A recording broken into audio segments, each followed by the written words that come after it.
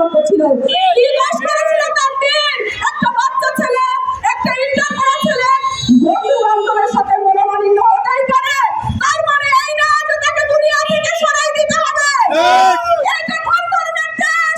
বাংলাদেশের আইনকে সুষ্ঠুভাবে আইনের আওতায় আনতে হবে।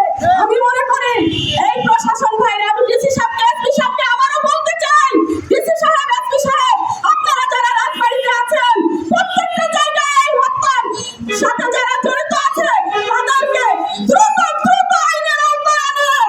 তা না হলে বিকল্প রাস্তা